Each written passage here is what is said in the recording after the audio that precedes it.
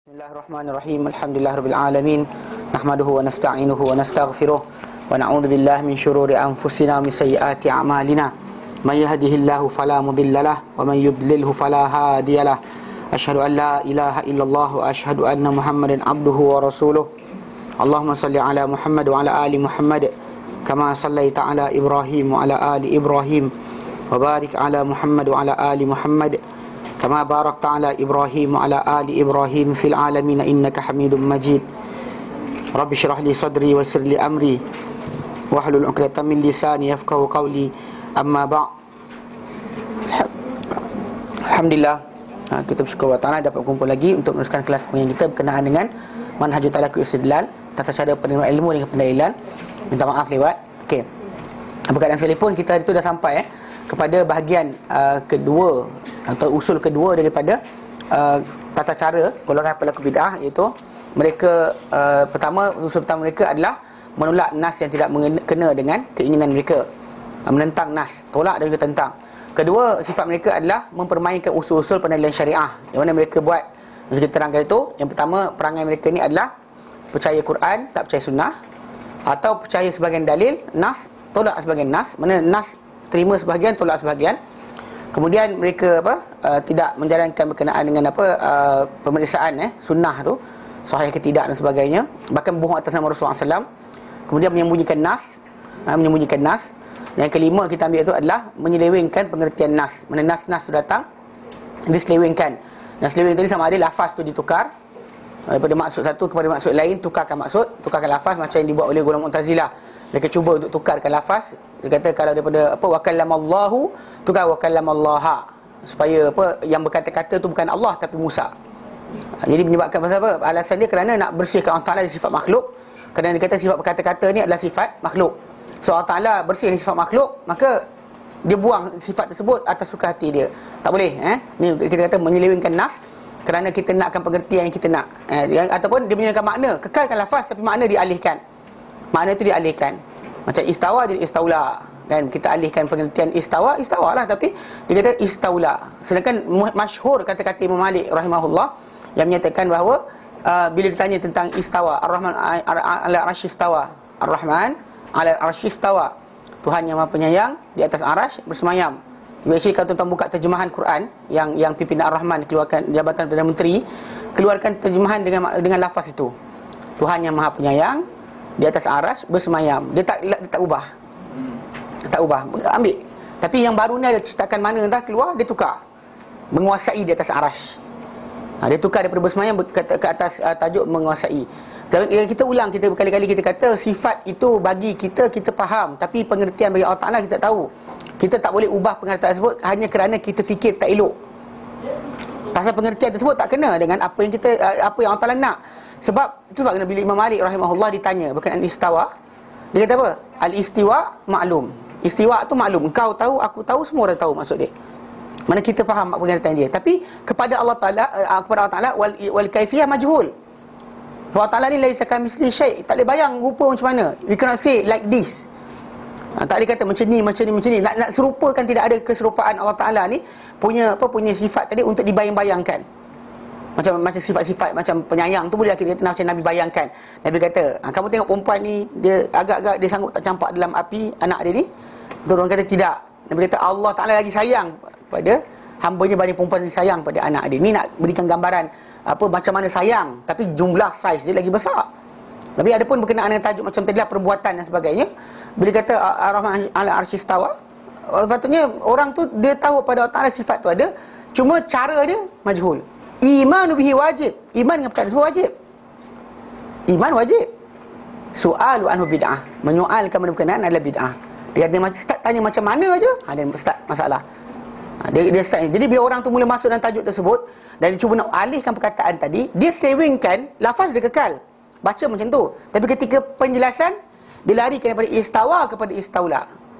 Istawa kepada istaula. Alasan kerana bersemayam ni sifat makhluk, dia kata. Perbuatan makhluk.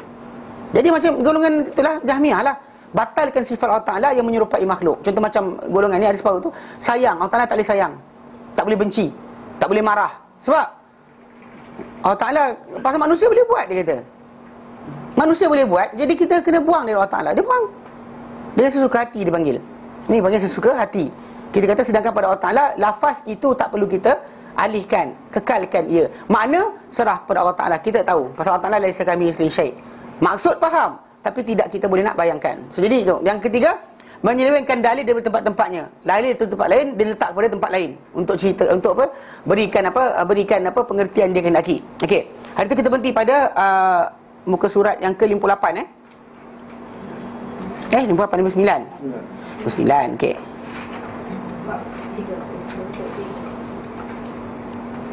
Bentuk ketiga Okey.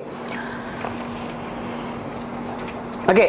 Baik, bentuk ketiga penyelewengan kita akan bincang hari ini adalah menyelewengkan dalil-dalil dari tempat-tempatnya. Dah masuk ke belum?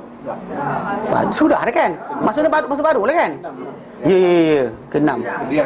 Apa sahaja dia punya tak jatuh? Hilang sih. Ke-6 Baik. Semua tiga tu dah kita bincangkan. Dan bentuk penyelewengan nas dan sebagainya, dia ambil satu lafaz tersebut, dia letak pada tempat lain. Contoh macam lafaz zikir secara umum, betul, tapi dia letakkan zikir tadi untuk sokong perbuatan cara dia berzikir atau bentuk dia berzikir, atau kata selawat. Nah, dia baca Nabi SAW sabda, man salla alayya salatan sallallahu alaihi biha asyra. Barang siapa selawat kat atasku satu kali, Allah selawat kat dia 10 kali dengan sebab satu selawat berkenaan. Nabi kata, dan barang siapa selawat kat Allah Taala 10 kata Rasulullah 10 kali, Allah selawat kat dia 100 kali. So Nabi sebut macam tu. Dan Nabi sebut berkenaan dengan orang yang banyak selawat akan berada di Rasulullah SAW pada hari akhirat nanti bersama baginda. Paling dekat adalah dengan orang yang paling banyak berselawat ke atas baginda, dan orang yang banyak berselawat akan mendapat syafaat dan sebagainya. Nabi sebut selawat itu secara umum. Maksud dia tanpa dikaitkan dengan masa, tempat, waktu dan sebagainya. Tapi ada golongan yang kata bentuk macam dia punya, lafaz macam guru dia ajar. Actually sampai itulah kita dengar selawat macam-macam selawat. Selawat yang tuan-tuan dengar tu sebenarnya, selawat yang macam-macam rupa tu adalah bentuk selawat yang diada-adakan oleh sebahagian guru tarikat. Kemudian anak murid guru tarikat tadi sebarkan apa guru dia ajar. Jadi semua sekarang ni kalau kita perasan, semua pakai, semua nak masing-masing. Faham tak? Semua nak, contoh macam ini selawat paling best. Macam orang yang pada tarikat Tijaniyah, At-Tijani, dia kata selawat Fatih paling bagus. Kan Allahumma salli ala sayyidina Muhammadin Fatihah lima ughliqa dan sebagainya kan. Dia anggap, bahkan dia kata selawat dia tu lagi baik daripada Al-Quran. Nah, ini pasal orang tak belajar, kita tak masuk kumpulan, dia tak tahulah sebab kenapa dia orang banyak baca benda berkenaan berbanding dengan Al-Quran sendiri. Tu kena faham kenapa Quran ditinggalkan, kenapa selawat macam tu dia ambil. Kemudian kumpulan satu lagi, selawat syifa. Ini selawat nariyah atau tafrijiyah, selawat. Semuanya selawat tu ikut kepada siapa guru tarikat yang mengajar. Lepas tu diamalkanlah untuk orang berikutnya. So kadang-kadang kita kata sebenarnya selawat paling betul, paling bagus adalah apa Nabi ajar. Itu yang Nabi SAW ajar dan solat, itulah selawat paling tinggi. No better than that. Tapi kerana tak ada cerita tambahan macam buat selawat ini dapat benda sekian, buat selawat ni dapat benda sekian kepada selawat Nabi tadi, pasal itu digunakan dalam sembahyang, maka timbullah tajuk amalan tambahan. Dan itu yang kita kata timbulnya sebahagian bersungguh-sungguh banyaknya benda-benda ni terlampau berjaga-jaga ataupun terlampau nak lebih dalam beribadat, sampai akhirnya kadang-kadang benda tersebut datanglah peletakan dalil tadi bukan pada tempatnya. Dalil itu betul, tapi pakai kat mana? Macam dalil berkenaan dengan orang berzikir, orang yang menari bermain tombak dalam masjid. Bukan dalil itu dipakai untuk membolehkan bergendang dalam masjid untuk berselawat. Tak boleh pakai. Maka tak masuk langsung benda berkenaan untuk dipakai. Faham So konsep penggunaan dalil tadi kadang-kadang dialihkan daripada tempatnya. Ini penyelewengan dalil. Kalau orang yang tak belajar, dia dengar, tu Nabi buat tu, itu boleh tu. Tak, Nabi buat bukan macam tu. Bukan macam tu Nabi SAW buat. Baik, ke-6. Yang beramai-ramai tu sendiri-sendirian lah. Pasal benda tu bentuk umum. Bentuk umumnya tengok aplikasi para sahabat bila berselawat. Pernah tak mereka buat macam tu? Tak pernah mereka adakan majlis selawat. Mana ada? Ada? Tak ada kan? Pasal apa? Berselawat ini adalah macam mana kita menyebut zikrullah.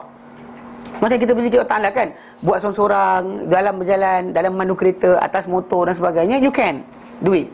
So ia bukan tertakluk pada masa, tempat, waktu. Kecuali macam kita kata datang dalil kata khas. Ni waktu sekian, bentuk sekian, dan kita akan follow benda tu berdasar pada dalil satu lagi, bukan dalil yang umum. Macam berzikir Allah Ta'ala, dalil dia umum. You can ingat Allah Ta'ala pada semua tempat. Hatta dalam tandas pun, sampai menyebut, anda boleh ingat Allah Ta'ala bila keluar je, Alhamdulillah, sedapnya buang air kan, kata kan.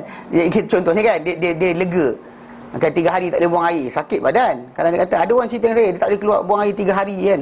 Actually, memang bahayalah. Tapi apa jadi sebenarnya? Kalau kita perhatikan balik, memang kita ingat Allah Ta'ala pada semua waktu.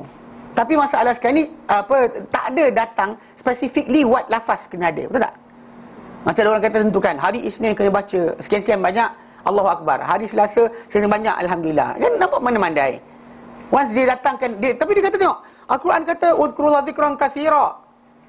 Wahai orang beriman, ingat Allah Ta'ala, ingat yang banyak. Tasbih dia pagi dan petang. Tapi bukan datang dengan pengertian anda spesifikkan bentuk khas. Dan anda gunakan dalil yang umum tadi untuk sokong perbuatan anda. Bahkan kita kata macam-macam, macam kita kata macam kita ada-adakan benda macam ni. Yang bahaya timbul adalah kadang-kadang macam kita janjikan benda tentu. Lepas tu orang tu katakanlah tertinggal. Yang kita tertinggal amalan tadi. Kemudian terkena musibah ke atau tak dapat apa yang dia nak. Mula dia kata, ish, ni aku lupa buat wirid hari ni. Kalau aku wirid nanti mesti selamat. Sedangkan kita tahu bahawa kita wirid ke, tak wirid ke, Allah Ta'ala boleh kenakan kita kalau dia nak. Ini bab berkenaan dengan nak pasrah dengan seharian kita buat kerja, kita baca doa keluar rumah, baca doa naik kenderaan, sampai saja perjalanan tadi kita dah minta keselamatan. Tapi kalau Allah nak kenakan ke musibah, kena. Dan benda tu bukan berarti Allah tak suka, tak sayang kita. Itu para sahabat Nabi, ada mati kena bunuh, adakah dia lupa baca zikir? Kan? Lupa nak baca rotib tertentu, sampaikan apa? Sampai last sekali macam Omar ditikam perut dia sampai terbelah. Osman ditetak dengan orang dengan pedang. Adakah dia lupa baca zikir? Soalannya nak tanya. Ali pun lupa juga ke? Itu kenapa bila aplikasikan balik benda tu tadi, kita berzikir. Bahkan dalam hadis Nabi nyatakan zikir kita tadi akan menjadi tanaman kita di syurga nanti. Akan jadi pokok kita, akan jadi tanaman kita di sana nanti. Menghijaulah kebun kita di sana nanti berdasar pada apa? Zikir kita di sini. Itu Nabi SAW menyatakan. Bukannya berdasar kepada tajuk ni bahawa kita zikir nanti kita akan kuat terbang. Tak perlukan benda tu. Bila orang sibukkan dengan duniawi, itu masalah yang timbul. Dia akan rosak. Zikir itu rosak, selawat itu rosak. Dan selawat tadi asalnya untuk syafaat dan juga untuk mendapatkan apa ke atas kita ni, dapat selawat Allah Ta'ala datang kepada kita. Tapi bila orang tu selawat untuk cantik muka, apa jadi? Kan kadang artis tak semayang, tak tahulah semayang ke tidak, tapi gaya tak semayang tu adalah gaya tak semayang. Gaya tak semayang. Okey, aurat tak tutup. Tapi bila ditanya pada dia, macam mana kak awak menjaga kecantikan? Saya setiap pagi saya akan ambil, bukan dia kata wuduk. Kalau dia kata saya berwuduk pagi-pagi, itulah menyebabkan muka saya cantik. Ini arahan Nabi kan? Bahkan cahaya akhirat nanti ni, cahaya akhirat. Dia kata apa? Tak, saya setiap pagi saya akan selawat dan sapu. Ambil air selawat, sapu kat muka. Lepas tu orang macam, wah, patutlah buat cantik. Perasan tak apa jadi? Ini kita kata rosaknya amal. Rosaknya amalan Islam itu dia. Tapi kalau dia pakai dalil umum, selawat dan sebagainya, mesti ada kebaikan, bla bla bla, so orang akan pakai lah. Sedangkan benda tadi bukan spesifik dalil. Sebab kenapa bila kita nak sekat satu benda tadi kepada satu benda, kena letakkan dalil, tak boleh pakai dalil umum untuk benda yang kita nak. Once kita buka saja benda berkenaan, dan habis, gagal. Sebab bila kata macam para sahabat Nabi berselawat, ya. Baca Quran, ya. Tapi bukan baca Quran beramai-ramai. Dia baca Quran seorang, lain dengar, ya. Selawat ke atas Nabi, buat masing-masing. Tak tahu betul kita kata, bila kita kata benda berkenaan, bukan setakat sahabat, tabi'in. Kemudian tabi'in. Hati Imam Syafi'i rahimahullah tinggalkan Iraq, pergi lari ke Mesir. Kenapa? Sebab ada golongan-golongan yang kat sana dahulu buat gendang-gendang dan sebagainya, menyanyi untuk berzikir Allah Ta'ala. Dia panggil samak. Golongan-golongan sufi tertentu yang buat kumpulan apa, mendengar. Dia upacara mendengar dengan qasidah ke, dengan syair puji Nabi ke dan sebagainya. Imam Syafi'i lari tinggalkan Iraq, pergi ke mana? Ke Mesir. Ini dicatatkan sendiri oleh sejarah.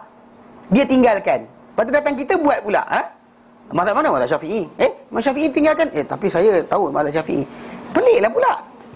Kan lawak. Memang lawak sangat orang Malaysia. Kadang-kadang kita tengok mazhab Syafi'i. Macam sekarang ni sibuk kenaan dengan apa? Korban nak sembelih bagi orang mati. Mazhab Syafi'i tak lepas. Tapi mazhab Ahmad lepas. Soalan awak mazhab apa? Syafi'i. Bila tak kunut subuh tu, tak baca bismillah kuat, kecoh satu Malaysia. Kan? Siapa seorang tu, dia kata bila datang Imam Masjidil Haram, datang Malaysia kan, minta Imam Masjidil Haram tadi kalau semayang tu kuatkan sikit baca bismillah supaya orang kita dengar. Peliknya. Kenapa? Sebab nanti kita kan mazhab Syafi'i. Lepas tu yang ini mazhab apa? Mazhab apa soalan? Mazhab Syafi'i tak sampai. Mazhab Syafi'i tak boleh untuk orang sebut sembelih bagi pihak dia, pasal dia kata bersedekah boleh. Ibadah korban tak boleh. Pasal ibadah korban tu sama seperti sembahyang sunat. Tahu sembahyang sunat? Atau puasa sunat dan sebagainya, tak kita buat bagi pihak orang lain. You don't praying, sembahyang untuk pihak orang lain. Bahkan puasa tadi kalau dia hutang aja. Kalau tak hutang macam mak bapak aku dulu tak rajin puasa Isnin Khamis. Aku puasalah bagi pihak dia. Isnin untuk mak, Khamis untuk abah. Faham tak? Benda ni tak boleh. Macam tu juga penyembelihan tu, ibadah korban itu tak boleh. Daging dah jadi milik kita, nak sedekah bagi pihak mak bapak kita, silakan. To give out daging tadi, sedekahkan, ya. Pasal balik pada hadis yang seorang lelaki jumpa Nabi, dia kata, ya Rasulullah, mak aku mati. Kalau aku rasa kalau dia hidup, dia akan bersedekah. Adakah manfaat aku sedekah bagi pihak dia? Nabi kata, ya. Sedekah itu. Faham tak? So you can take out your properties, possession dan sebagainya, sedekah bagi mak bapak. Masjid ada tu wakaf, masukkan duit. Masukkan, tak ada masalah. Tapi yang ibadah korban tu ni, ada tak boleh. Itu salah dia. Kena faham betul-betul. You have to understand. Belah mana. Itu sebab kenapa mazhab Syafi'i tak benarkan benda tersebut. Ulama-ulama, bukan mazhab Syafi'i, ulama-ulama mazhab Syafi'i semua sekali. Mazhab lain, Ahmad kata sampai, Ahmad kata boleh, Abu Hanifah kata boleh dan sebagainya. Tapi kita kata sekarang ni jangan lompat mazhab lah. Marah kalau orang tak baca bismillah kuat. Semayang sekali tolak jadi imam tak kunut. Tak kunut pula ni. Sah ke semayang kita? Apa masalah dia? Kan? Benda tadi kita tak salah pun. Lepas tu ini pelik kita kata. Belajar, kena faham betul anda mazhab apa. Sebab jangan pakai dalil pada bukan tempat dia. Faham? So konsep berkenaan dengan tajuk dalil tadi macam tadi kan. Para sahabat Nabi SAW berselawat. Kita semua berselawat. Hatta bila Ibnu Umar yang kita baca dalam kisah hari tu, dia tegur seorang lelaki. Kan bila orang lelaki tu bersin, "Hajum." Tu lelaki tu kata, "Alhamdulillah wassalamu ala Rasulillah." Tu Ibnu Umar pun kata, aku pun cakap juga alhamdulillah wassalamu ala Rasulillah. Bukan macam ni mengajar kami. Nabi tak ajar kami macam ni. Nabi ajar kami untuk kata alhamdulillah pada semua keadaan. Mana selesai je, alhamdulillah. Alhamdulillah je. Without any addition. Hajum, alhamdulillah. Selesai makan, alhamdulillah. Selesai sampai tempat kerja, alhamdulillah. Sampai rumah, alhamdulillah. Sampai destinasi perjalanan, alhamdulillah. Selesai kerja, alhamdulillah. Semua alhamdulillah sahaja. This guy tambah wassalamu ala Rasulillah. Kenapa Ibnu Umar tegur? So once kita buka benda ni, habislah. Seorang ni baca sekian, seorang baca sekian. Ya tak? Ustaz, ini khilaf ulama lah kan? Which one? Yang korban ni Ustaz kata. Khilaf ya saya. Tapi sekarang ni saya tanya balik, mazhab apa anda? Tu Ustaz, nanti pasal nak stick to mazhab Syafi'i sungguh-sungguh, datang macam ni, rasa gatal nak buat, tapi pergi lompat mazhab lain. Kenapa? Tapi kalau ada tak contoh kepada sahabat dan Tak ada hadis sahih pun. Bahkan yang ada daripada perbuatan Ali, Nabi perintahkan dia untuk buat. So dia sembelih bagi pihak Nabi sebab Nabi suruh dia buat. That's the only hadis. The hadis tu dhaif. That's the only hadis. Yang lain tak ada pun. Tu sebab saya kata pasal ibadah korban ni adalah penyembelihan tu adalah sama seperti solat, sama seperti puasa, ibadat badaniah dipanggil. Bukan ibadah niat. Ustaz, kalau kita korbankan untuk kalau ibu kita sakit, dia belum mati tapi dia meninggal. Itu kita kata kalau akad tu baik akad sembahyang malam untuk dia terus. It's better for you to pray for her. Ni ya Allah, ini sembahyang malam bagi pihak mak aku. Allahu akbar. Sama. It's the same. Kalau dia kata orang tu hidup lagi, kita tanyakan dia nak buat ke? Dia angguk, dia buatlah untuk dia. Kan? Jumpa dia kan, dia sakit. Buat soalan, boleh cakap tak? Boleh cakap. Kalau tak boleh cakap, tanya, Mak nak tak korban tahun ni? Dia angguk. Dia buatlah. Kita mesti buat je. Ya, buat tak ada masalah. Kita actually benda tu, tapi kalau kita dah tahu, sekarang you have to understand. To do some ibadat. Contoh macam sekarang ni, saya nak sembahyang, saya pergi rumah sembahyang sunat bagi pihak akak. Sembahyang sunat pihak akak. Allahu akbar. Itu tajuk dia. That's the point. Yang sebenar. Pasal kita kata, apakah dia korban tadi? Adakah dia termasuk sedekah ataupun dia termasuk dengan tajuk ibadat khas? Tak, korban itu ibadat khas. Bahkan kita kata menyembelih bagi selain Allah Ta'ala adalah syirik. Tak boleh. Sembelih bagi pihak lain, bagi jin ke bagi apa pun haram. So ia adalah benda yang kita kata khas, ibadat khas, bukan sedekah. Bukan sedekah. Sedekah itu adalah lepas tu daging tu. Bahkan kita nak sedekah semua ke, tak kira, kita pulang pada kita. Bahkan Al-Quran Karim sarankan kita makan bagi makan pada orang yang tak perlukan dan orang yang memerlukan. Makan kita sendiri, lepas tu bagi makan pada orang lain pula. Maksud dia tu yang kata 3 portion tu. So kita nak buat portion tu boleh. Nak sedekah semua pun boleh. Terpulanglah. It's for you, up to you. Daging itu lepas daripada penyembelihan. Penyembelihan itu ibadat. Lepas tu daging tadi, macam ada orang kan pergi lepas dia sembelih kan, dia lari tak makan. Ikutkan Quran suruh makan. Fakulu minha, tapi maksud dia harus saja. Sebab Nabi tak adalah kalau Nabi sembelih berapa ekor binatang tu nak makan untuk pihak bini dia, pihak kan bini dia peramai kan, dia sembelih pihak bini dia, lembu seorang ekor. Lembu. So jadi kalau 1, 2, 3, 4 kita ada apa kita adalah 9 kan. Kadang kata tu. Nak kena makan sekali jenuh juga tu. Kan. Jadi dia terus sedekahkan terus. Bagi agi-agikan, suruh agi-agikan. Dia kata potong, ambil. Lepas dia sembelih, suruh para sahabat ambil potong-potong daging berkenaan. Ambil, siapa nak ambil.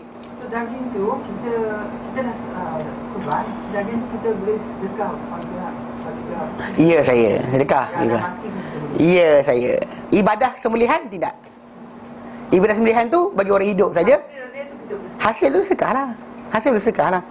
Hasil kita sedekah. Faham? Kena faham asas tu. Dia bukan sama. Pasal ibadah korban tu, penyembelihan tu, perbuatan menyembelih tu termasuk di antara macam ibadat-ibadat khas, yang tu solat, puasa, zakat dan sebagainya.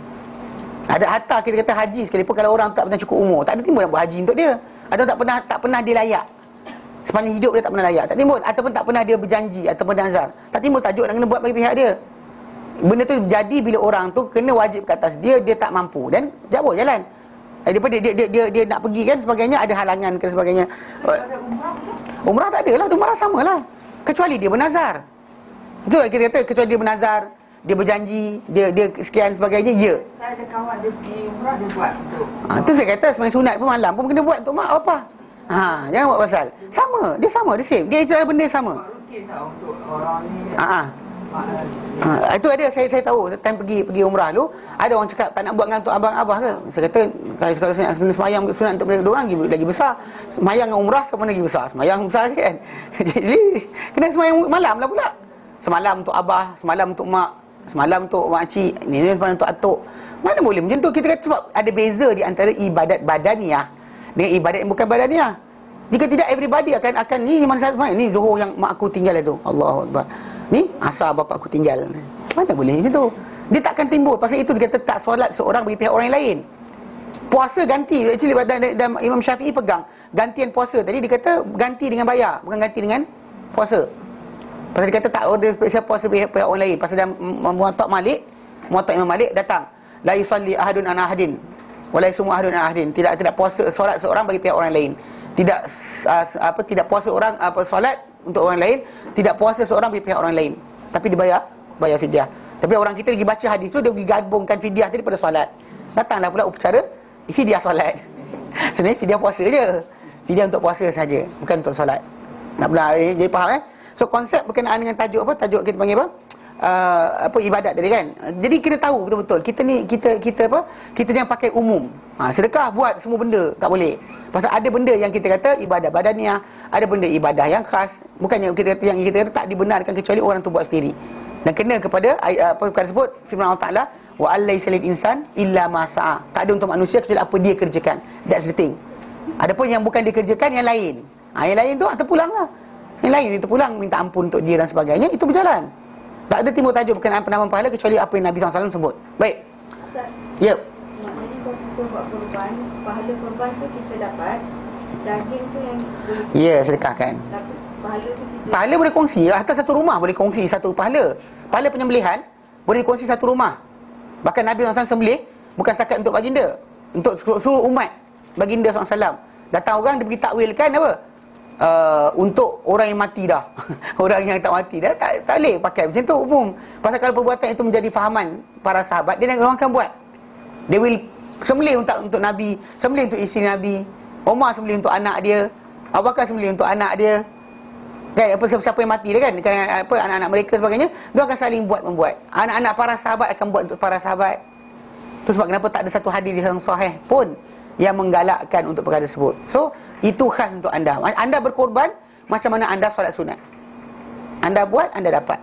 Anda tak buat, anda tak dapat. Itu je. Okay, bahkan kita kata bahkan kalau sembelih satu rumah tu satu kambing, actually buat persiapan lah. Cari orang miskin kat mana. Yang masa sembelih betul cakap, nak pergi kita pergi kat mana ni? Kan? Kalau kita nak makan semua sekali, terpulanglah. Kan? Terpulanglah. Tapi patutnya adalah bahagian tadi yang menjadi apa kita panggil disedekahkan, dihadiah pada jiran dan sebagainya.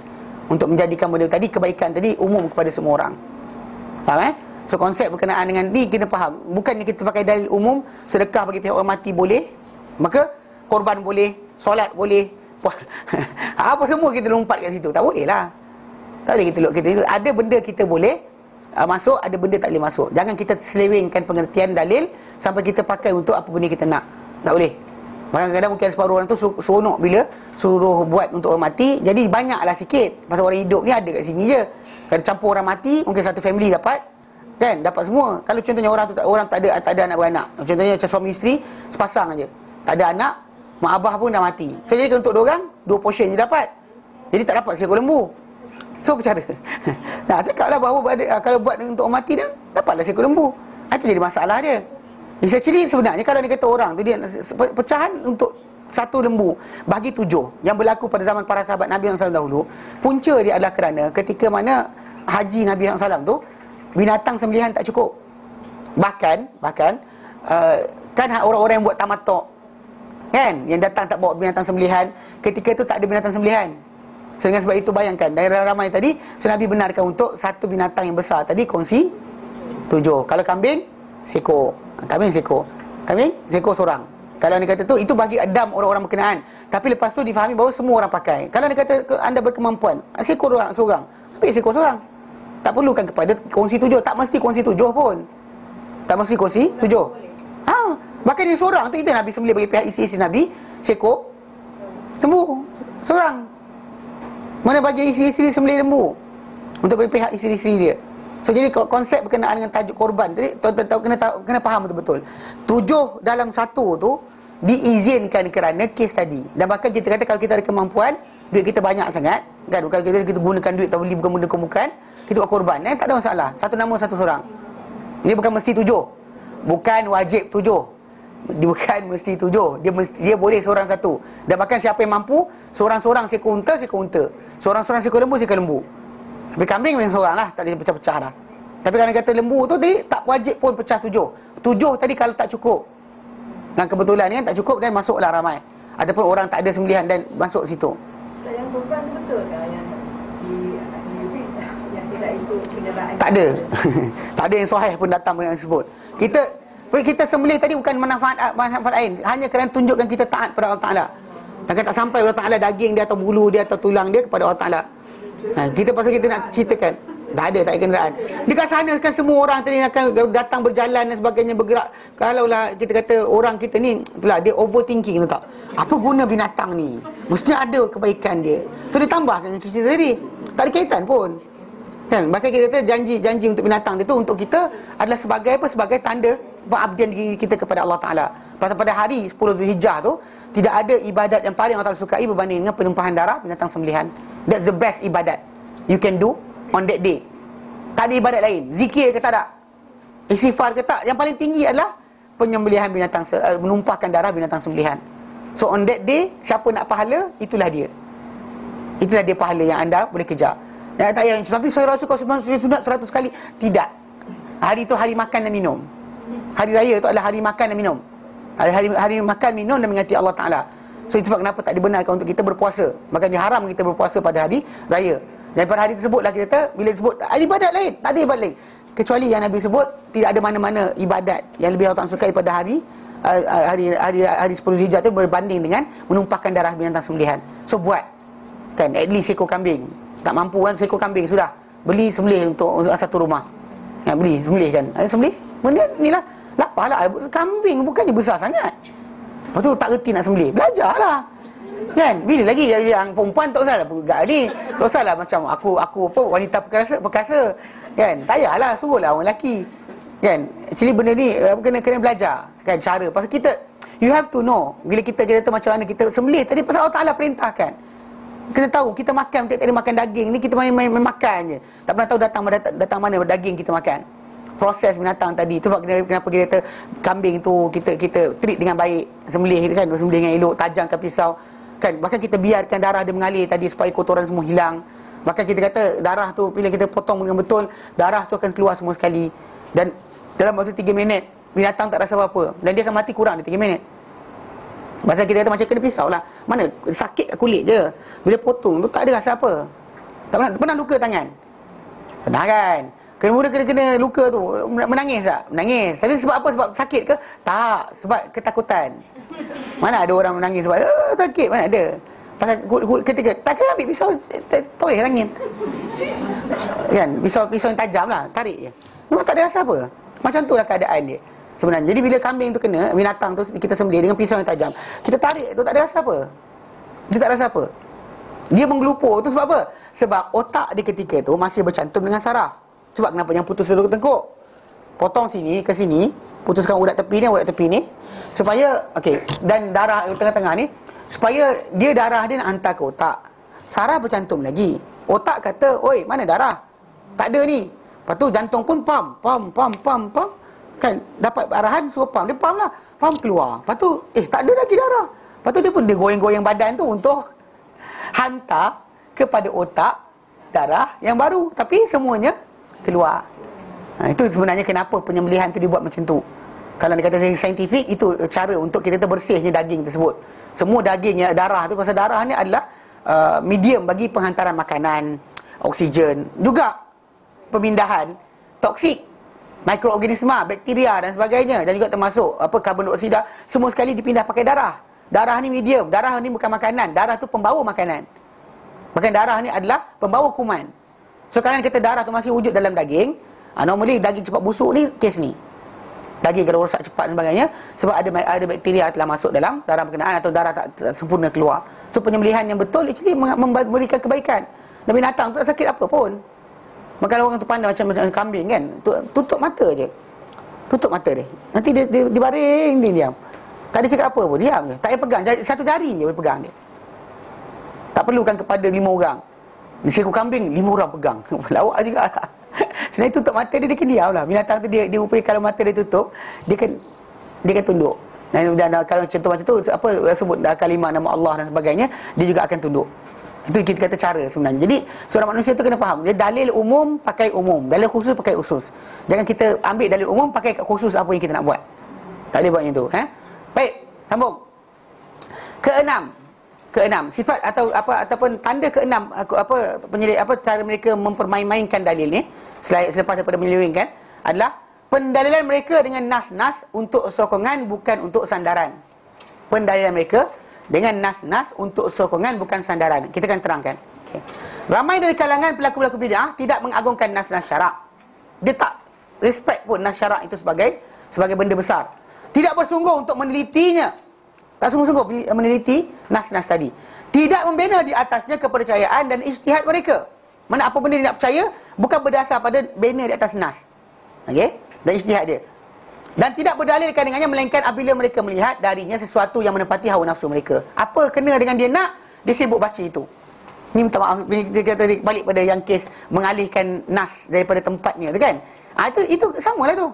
Samalah kita kata kat situ yang ruang di mana dia mengalihkan nas daripada tempatnya. Bila mana dia ambil dalil tadi, dia baca dalil tersebut, bukan dia, bahkan dia beramal benda tersebut, dia dah ada amalan sendiri, dia ambil dalil sokong perangai dia. Faham tak? Macam dia suka gendang, dia cari dalil mana kata Nabi pernah bergendang. Mana ada? Mana para sahabat bergendang? Ni dia. Dia ambil kisah ni, dia gabung sebelah perbuatan dia. Contoh macam dia kata berkenaan dengan apa? Dengan masjid kan? Dengan masjid. Dia sibuk kan? Kita kata bersyair dalam masjid dan sebagainya kan? Sedangkan Nabi tak benarkan untuk bersyair untuk sekian. Betul, dia cari dalil. Dia nak bernyanyi. Dia nak melagukan syair dalam masjid. Dia tak ada perbuatan para sahabat daripada tersebut, daripada untuk galakkan. Pernah sahabat Nabi, contoh macam apa yang sahabat yang kita panggil yang penyair. Nabi ada 3 orang penyair. Okey? Yang mana kita kata ada di kalangan mereka ni ada pernah yang membacakan syair depan Rasulullah SAW dalam masjid. Tapi bukan untuk berqasidah dan sebagainya, duduk lama-lama, tak. Hari tu je dia buat dan tak ada ulang-ulang dah. Yang ini rutin mingguan, Asal dulu dia buat tahunan. Bila time Nabi punya hari lahir sahaja. Ataupun sebenarnya hari mati Nabi. Hari mati. Hari 12 Rabiul Awal tu confirm hari mati Rasulullah SAW. Hari lahir dipercanggahkan. Tapi hari mati Rasulullah SAW, ya, itu hari mati Rasulullah. Tapi orang buat, okey. Anyway, dulu buat setahun sekali. Lepas tu para ulama nyatakan berkenaan, Nabi kata, la tattakhidhu qabri aida. Yang kamu ambil, hadis Nabi datang, Nabi kata jangan kamu ambil kubur aku sebagai sambutan perayaan, mana tahunan-tahunan. So dia orang berkata, setahun sekali tak boleh. Okay, fine. Kita buat tiap-tiap bulan. Lepas tu orang tegur lagi, dia buat tiap-tiap minggu. Faham tak? Dia jadikan rutin. Benda tu tadi masalah membaca syair sekali. Habis itu habislah. Bukan jadi ulangan. Macam-macam kita kata perbuatan apa para sahabat Nabi SAW bergendang dalam masjid sebagainya kerana main lembing dan tombak. Tahun berikutnya soalan buat lagi tak? Tak. Dia bukan benda tu menjadi rutin. Kalau rutin dia menjadi apa? Sunnah. Maksudnya kalau orang bersilat luar masjid salah, silat dalam masjid. Baru ikut sunnah. Sebab Nabi SAW tak marah mereka bergendang dan bermain tombak dalam masjid. Bertikam keris dalam masjid, main parang dalam masjid. Ikut logik macam itulah. Tapi oleh kerana benda tu dibuat sekali, sekali, 2 kali dan sebagainya, dihentikan lepas tu, tidak dibuat lagi, maka kita kira sebagai apa? Benda tu boleh tapi tak jadi galakkan. Bahkan tak buat secara rutin, berterusan. Jadi kumpulan yang buat benda macam ni kan, dia buat program-program ni, dia buat benda berkenaan, dia ambil kan, faham tak? Dia bukannya cari dalil tentang selawat, tentang orang baca syair dalam masjid, bukan kerana dia nak beramal dengan hadis tu, tapi kerana dia ada perangai dia sendiri. Dia ada satu understanding yang dia ada. Dia cari dalil yang menyokong perangai dia. Apa perangai dia ada? Dia cari dalil apa yang membolehkan untuk dia buat. Macam saya jumpa seorang budak ni, dia ada masalah sikit. Dia ketika saya tegur dia kan, berkenaan dengan tajuk, ada satu kumpulan di Hadramaut ni. Kumpulan ni dia ziarah kubur hari Jumaat je. Dan kubur ziarah pun kubur wali-wali je. Kalau kita kata ziarah kubur, Nabi suruh, Nabi galakkan. Nabi kata pada hadis Nabi yang panjang, pada kisah berkenaan dengan Nabi SAW, cerita pada para sahabat, dan ujung hadis tersebut Nabi kata, ala inni qad nahaitukum an ziyaratil qubur. Ala, ketahuilah, dahulu aku pernah larang kamu di ziarah kubur. Ala, ketahuilah, fazuruha, ziarahlah ia sekarang. Sekarang mulai hari ini ziarahlah. Fa innaha, kerana ia tudzakirkumul akhirah, mengingat kamu akan hari akhirat. So jadi datang kubur untuk ingati akhirat, ataupun dia datang kubur untuk mengiringi jenazah sahabat kita yang telah mati dan sebagainya. Pasal itu di antara hak muslim kata muslim. Bahkan tunggu sampai jenazah itu ditanam, antara ada pahala yang datang ke situ. So actually concern kubur tadi itulah tempat dia, bukan tempat berteleku, tempat berzikir, tempat baca Quran dan sebagainya.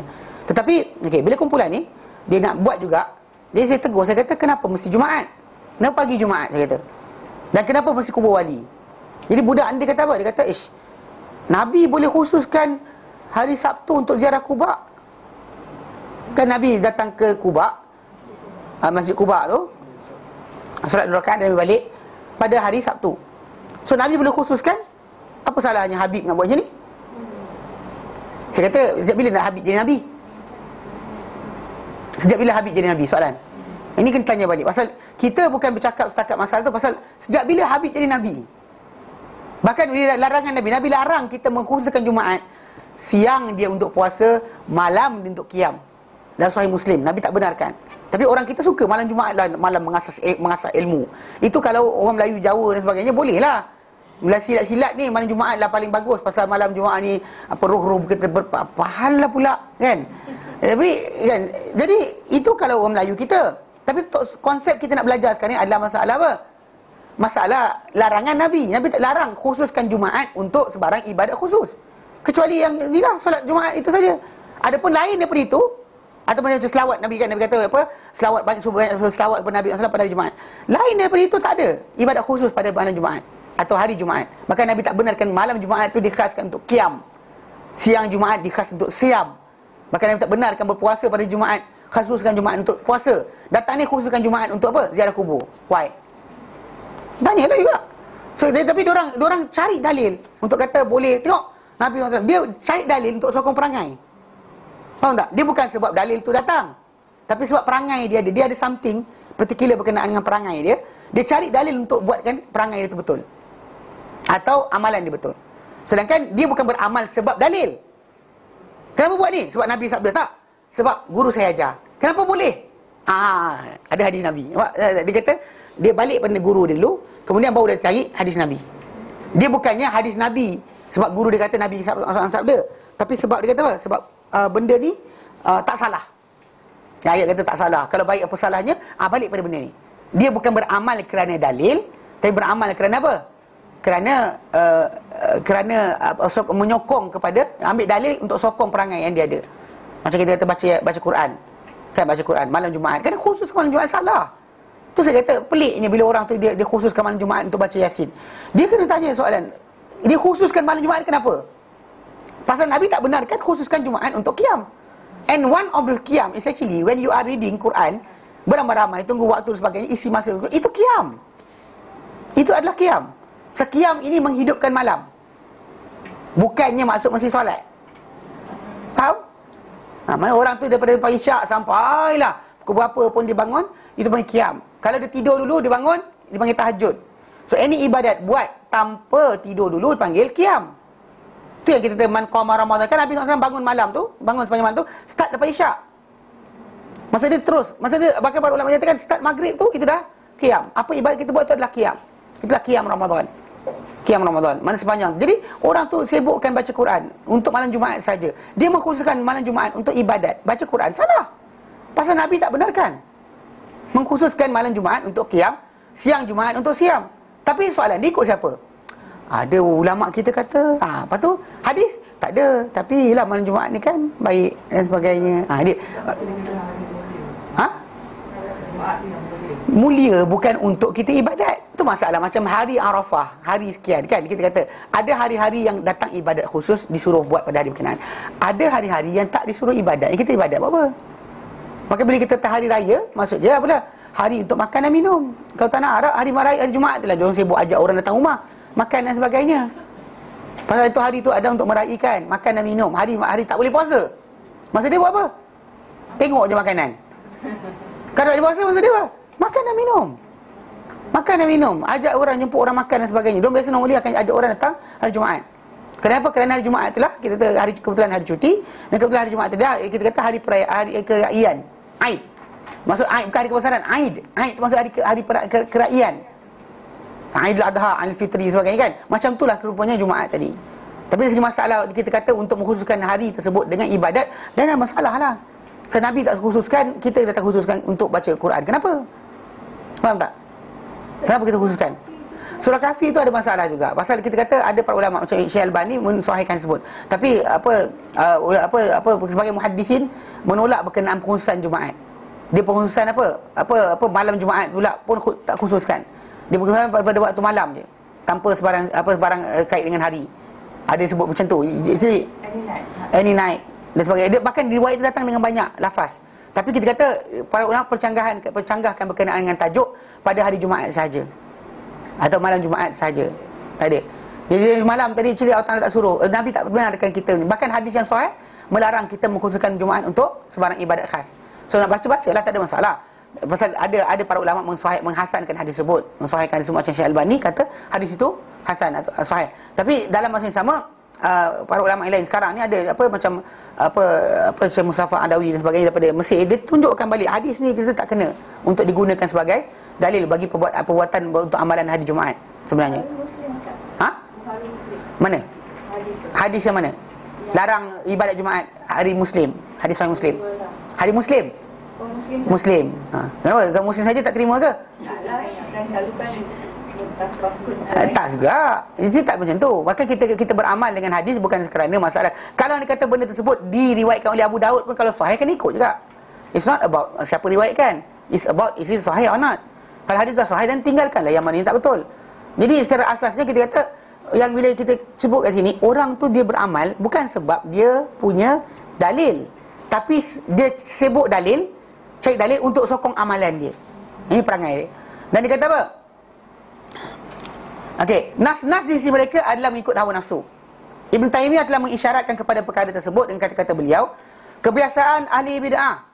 Kebiasaan ahli bid'ah ni melihat bahawa Rasul, jika baginda berkata berlawanan dengan pendapat mereka, dan mereka tak mengikuti baginda SAW. Kalau Nabi bercakap tak kena dengan apa dia nak, dia tak ikut Nabi. Ikutlah Nabi sabdakan. Nabi katalah, man ahdatsa fi amrina hadza ma laysa min fawarad. Maksudnya mengadakan pada urusan kami apa yang bukan daripadanya, ia tertolak. Betul sabda Nabi, tapi bukan semua. Kan? Actually lawak lah itu saya kata pelik. Kumpulan ni pelik. Kan bila kita kata para sahabat faham, Nabi ajar, first generation Nabi ajar adalah para sahabat. Para sahabat faham. Dan para sahabat tak buat apa dia buat. Lepas tu para sahabat ajar second generation berikutnya. Second generation pun sama juga tak buat. Dan third generation macam tu juga. Yang benda-benda datang ni lepas tu lewat lagi 400 hijrah dan sebagainya, baru start timbulnya falsafah dan sebagainya, barulah sibuk orang ini itu sebagainya. Dekat situlah baru timbul ni tajuk tarekat, tarulah sekian, barulah orang sibuk dengan benda berkenaan. Adapun awal tadi tak sibuk pun benda tu. Tak ada siapa-siapa sibuk dengan benda berkenaan. Bahkan semua orang sibuk dengan qala Allah qala Rasulullah. Qala Allah qala Rasulullah. Tapi lepas 400 hijrah barulah start qala imam kaza, qala syekh kaza dan sebagainya. Terpaksa cakap itu. Faham tak? Qala Allah qala Rasulullah ni macam tak dinilai dah. Kalau imam cakap, betul. Nabi sabda, tapi kan Nabi sabda ni kita kena, soalan sahabat Nabi faham tak macam tu? Sebab kenapa kita kena faham Islam itu adalah Quran, sunnah dan kefahaman para sahabat. Sebab kenapa Imam Syafi'i tengok macam tu? Bahkan dia kata batal semayang, batal wuduk di antara lelaki wanita dan sebagainya atas alasan fatwa para sahabat. Ibnu Umar Ibn Mas'ud menyatakan bahawa batal. Sentuh saja batal. Jadi Imam Syafi'i bukan setakat masalah dalil. Dia masalah apa? Sahabat amal macam mana? Sahabat amal macam mana? Ni yang kita bincang hari tu berkenaan dengan tajuk. Ni kelas malam, bukan kelas sekarang. Kelas malam berkenaan tafsir. Kes berkenaan dengan tajuk hadis itu sahih, tapi para sahabat tak beramal dengan hadis berkenaan. Atau di opposite apa yang hadis tu sampai pada kita. Mana para sahabat buat A, tapi riwayat hadis tu datang tajuk B. Dia kata, kenapa? Macam mana tajuk ni? Kita macam kelak macam kes kita kata apa? Berkenaan dengan hadis berkenaan dengan dua kolah. Hadis sahih. Tapi kalau tanya siapa sampai sekarang, saya tanya, berapakah dua kolah tadi? Semua orang tak ada jawab. Jawapan macam keluar. Yang ini 7 tim minyak tanah lah, 14 tim minyak tanah lah. Yang ini kata dengan Batu Khatib Baghdad dan sebagainya. Semua percanggahan tadi timbul sebab apa? Tidak ada dinukilkan sebarang pengetahuan atau maklumat yang sahih. Apakah dua kolah tadi? Dua marhalah pun sama juga. Tak ada maklumat khas dinukilkan, maka tak dapatlah kita nak beramal. Tu cerita dia. Sebab apa? Para sahabat Nabi. Tapi dalam masalah benda lain kita reka sendiri. Benda sahabat tak buat, kita buat. Alasan kita kata bukan semua benda salah kan. Macam kita nak tegur sikit. Kan tajuk berkenaan dengan bila dengar orang kata boleh buat benda yang Nabi tak buat. Sebab alasan dia sebab para sahabat pernah buat benda Nabi tak buat. Dia orang mulakan dengan tajuk, dia kata seorang sahabat Nabi pernah sebut bangun daripada rukuk. Dia sebut sami Allahu liman hamidah. Nabi sebut, dia kata Allahumma Rabbana lakal hamdan kathiran tayyiban mubarakan fihi. Okey. Dia kata apa? Dia kata this guy telah cakap benda yang Nabi tak ajar. Kita dengar? Okey. Saya tunjukkan sekarang. Dia hadis berkenaan yang dia kata lelaki berkenaan kata Rabbana walakal hamdan kathiran tayyiban mubarakan fihi tu. Okey. Memang hadis itu sahih, tapi dengar apa alasan dia cakap benda tu. Okey, cerita dia. Okey, first thing first. Adakah lafaz ini pernah datang dalam tempat lain? Okey. Kalau kita buka dalam Tirmizi okey. Baginda SAW bila mana diangkat kan, dulang makanan dan sebagainya, diangkat dulang makanan, baginda akan bercakap dia kata dalam hadis an Abi Umamah Al-Bahili qala, beliau kata kan Rasulullah dahulunya Rasulullah SAW idza rufi'atil ma'idatu, bila diangkat hidangan min baini yadayhi, daripada hadapan baginda, diangkat hidangan daripada hadapan, mana selesai makan lah ni, Nabi pun kata yaqulu, baginda akan berkata alhamdulillah, segala puji bagi Allah, hamdan kathiran tayyiban mubarakan fihi, segala puji bagi Allah, puji-pujian yang baik yang diberkati padanya. Tak ada tambahan lah, ghairu muwadda'in wala mustaghna anhu, tanpa ditinggalkan dan tanpa tak diperlukan daripadanya. Rabbuna wala mustaghna anhu Rabbuna, Tuhan kami. Okey, jadi Nabi sebut macam tu. Okey, jadi ini yang Nabi sebut pada asalnya. Okey, tapi lelaki ni dalam kisah yang datang, okey, dalam Sahih Muslim lafaz ni dia cerita daripada Anas bin Malik, anna rajulan, bahawa seorang lelaki datang, fadakhala saffa, dan dia masuk saf. Dia datang, Nabi tengah sembahyang, dia masuk saf, waqad hafazahun nafas, ketika datang tu dia tersekat nafas. Nafas dia tersekat. Kalau tengok makna dia kata hafazahu.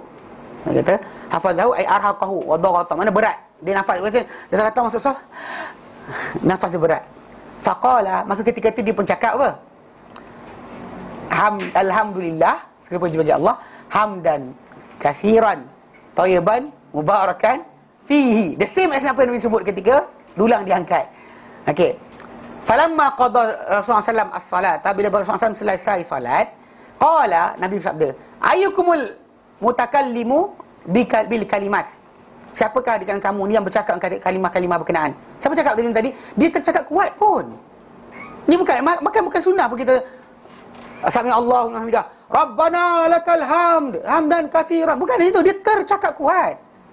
Maksud dia orang lain cakap apa Allahumma rabbana lakal hamd, dia tercakap alhamdulillah hamdan katsiran tayyiban barakan fi. Dia pasal nafas dia habis. Tengok apa dia cakap.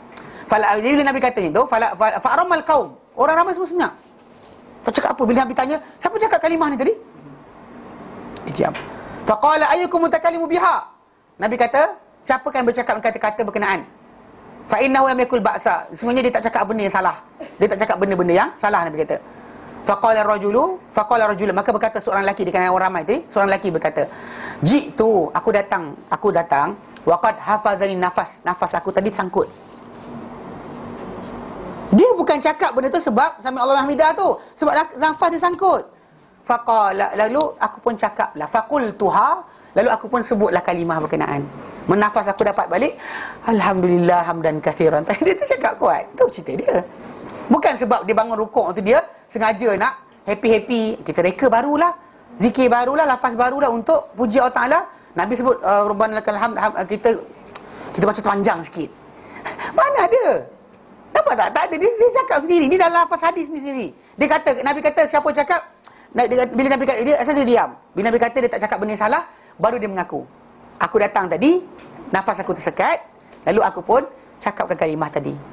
Faqala, Nabi pun kata laqad ra'aitu isna asyara malakan. Aku dapati 12 malaikat. Ya bertadina ayyuhum yarfa'uha, berebut-rebut siapakah yang nak mengangkat kata-kata tadi, nak bawa kepada Allah Subhanahu Wa Taala. Tapi konsep dia tadi, dia bukan cakap kerana reka. Bahkan Nabi memang ajarkan kalimat tersebut untuk bangun, kan, diangkat hidangan. Tapi terlafaz. Dia bukannya sengaja lafaz suka-suka hati untuk apa, reka baru. Tak ada. Faham tak? Tapi golongan yang buat dia buat amal tak betul. Dia buat benda amal Nabi tak ajar. Dia gunakan hadis ini untuk kisah bahawa apa? Tengok, sahabat Nabi buat benda Nabi tak ajar. Sebab apa? Sebab saya pun nak reka juga barang baru dalam Islam. Faham tak? Dia bukan macam daripada hadis ni, kalau kita belajar bukan untuk amalan. Orang tu baca bukan pasal amalan. Dia baca sebab apa? Sebab dia nakkan supaya apa? Kalau sunnahnya adalah dalam tajuk ni, bila Nabi clarify kata-kata itu disukai oleh Allah Ta'ala, dan para malaikat berebut-rebut nak menyalin kata-kata tersebut.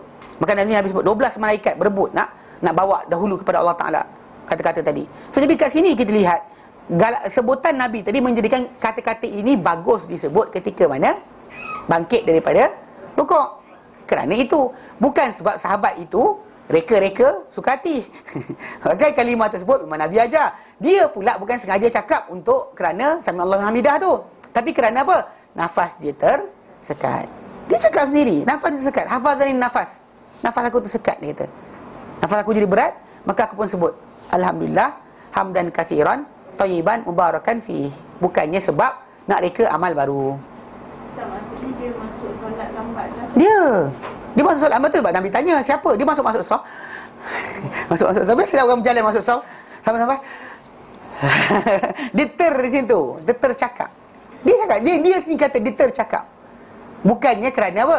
Kerana bangkit dari rukuk dan nak sebut kalimah baru yang Nabi tak ajar. Tak. Hasyalillah. Itu bukan amalan para sahabat. Nah, orang yang ada kadang-kadang gunakan benda ni. Dia guna satu lagi. Kisah Bilal bin Rabah semayang 2 rakaat lepas wuduk. Dan dia kata, tengok, Bilal buat benda Nabi tak ajar. Kita baru je belajar Sahih Muslim. Uthman bin Affan ceritakan bahawa Nabi tunjuk wuduk depan orang ramai. Kemudian Nabi kata, barang siapa wuduk macam wudukku ini, kemudian solat 2 rakaat, tak bercakap dengan diri sendiri, dan 2 solat tadi tak bersembang dengan diri dia, diampunkan segala apa yang telah daripada dosa-dosa dia. Maksud dia, itu amalan yang Nabi galakkan. Jangan kata pula Nabi ikut sunnah Bilal. Faham tak? It's actually ajaran Nabi. Nabi kata lepas wuduk, solat.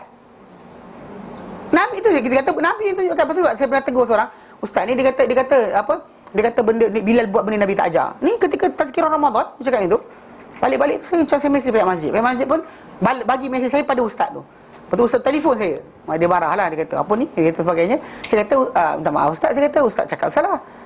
Dia kata kenapa? Saya kata pasal ustaz cakap hadis Abu Hurairah tentang Bilal. Ustaz tak sebut hadis Osman yang juga galakkan solat lepas wuduk.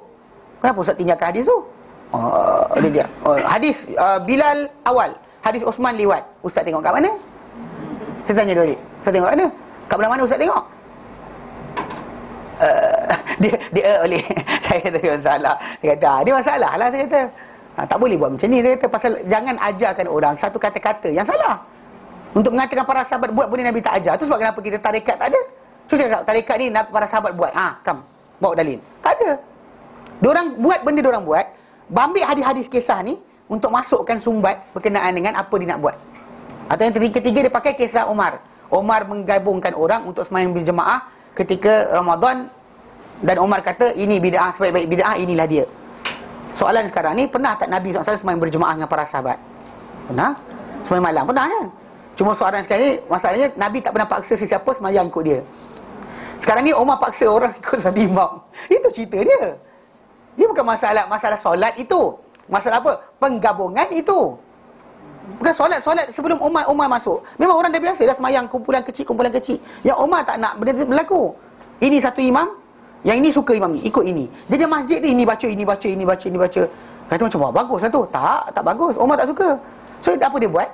Digabungkan belakang satu. Pasal para sahabat zaman dahulu, ketika mereka nak solatkan Rasulullah SAW, jasad Rasulullah nak disolatkan, mereka tak ada imam. Semua solat masing-masing. Tak ada siapa nak menjadi ketua ke atas siapa orang lain.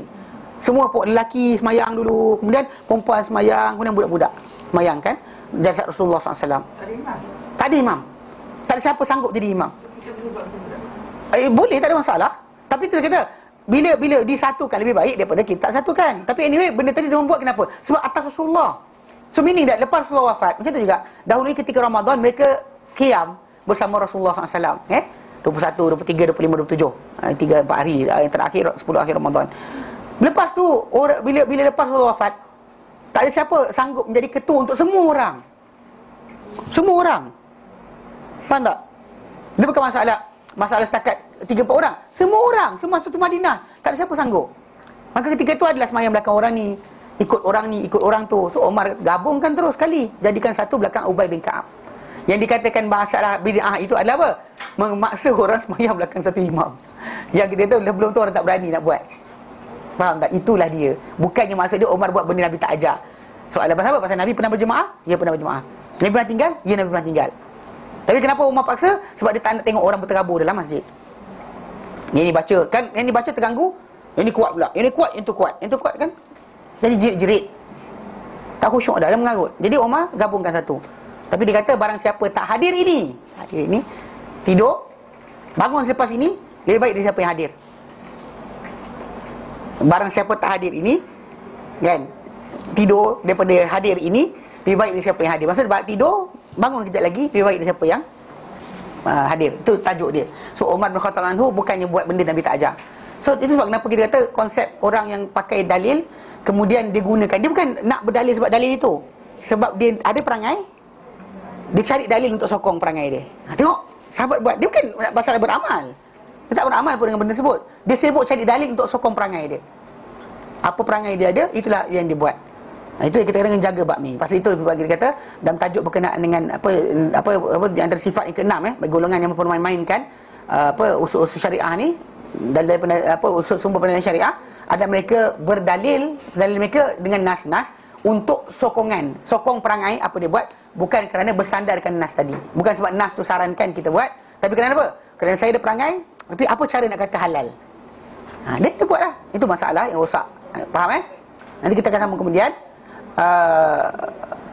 Berhenti kat sini. Wallahu a'lam. Wassallallahu ala sayyidina Muhammad. Wassalamu alhamdulillahi alamin. Subhanallah anta astaghfiruka. Assalamualaikum warahmatullahi taala wabarakatuh.